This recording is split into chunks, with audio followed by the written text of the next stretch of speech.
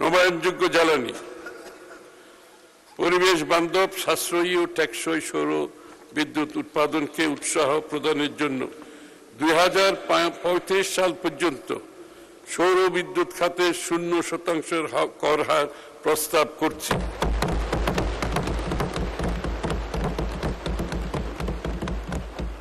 সৌর বিদ্যুৎ আর ট্যাক্স দিতে হবে না। একই সাথে সৌর বিদ্যুৎ হাত ব্যথা হচ্ছে,